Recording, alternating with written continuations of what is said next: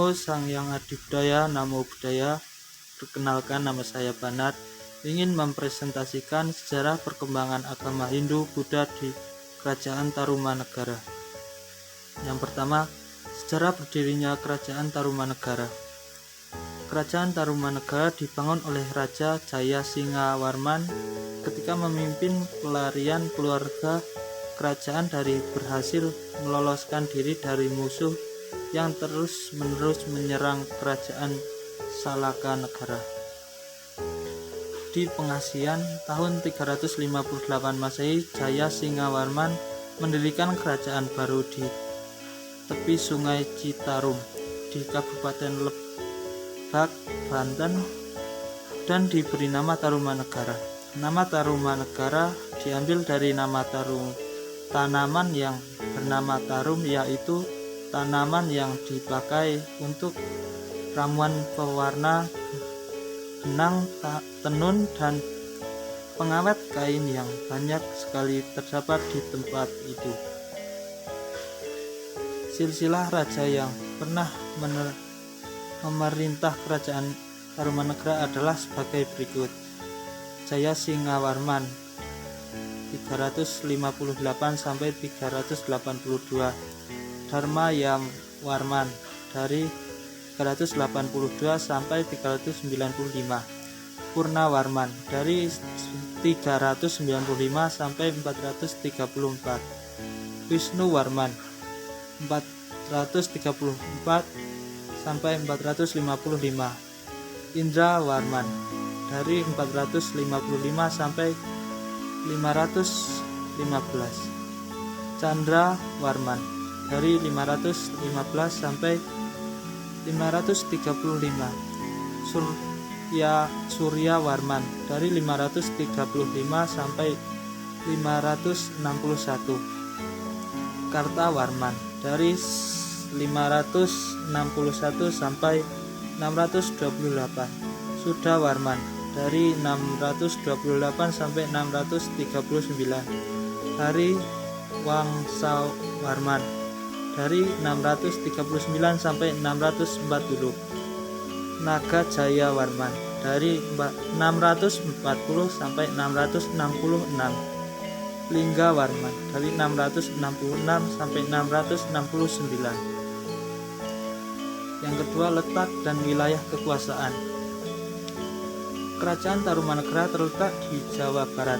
Pusatnya belum dapat dipastikan, namun para ahli menduga Kali Candabaga adalah Kali Bekasi, kira-kira antara Sungai Citarum dan Sungai Cisadane.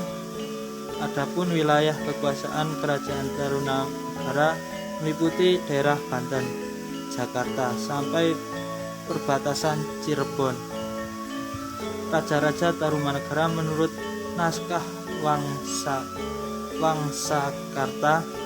Naskah Wangsakarta adalah istilah yang merujuk pada sekumpulan naskah yang disusun oleh Pangeran Wangsakarta secara pribadi atau oleh panitia Wangsakarta. Yang ketiga, kehidupan masyarakat. Bukti pada masa itu ada perburuan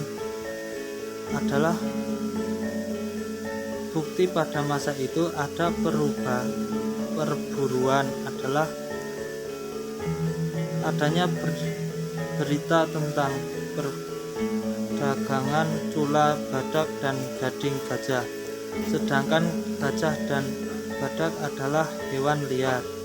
Dari situ disimpulkan untuk mendapatkan itu mereka harus berburu, sedangkan perkiraan pada masa itu terjadi jual beli kulit penyu untuk pertambangan. Kita peroleh perdagangan emas dan perak.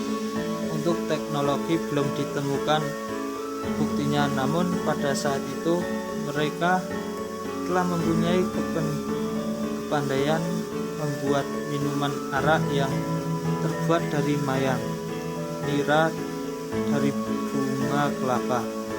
Selain ini, makanan pokok pada saat itu adalah beras. Selain beras, mereka makan buah-buahan serta daging.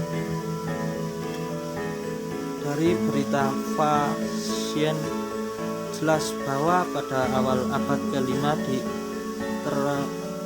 ditemukan negara terdapat tiga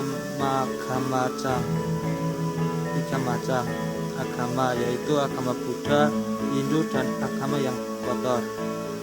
Dan dari tiga tersebut, agama Hindulah yang paling banyak karena diperkuat dengan berbagai macam prasasti yang ditemukan, antara lain prasasti Tugu, prasasti Jambu, prasasti Pasir, Klongkok. Apa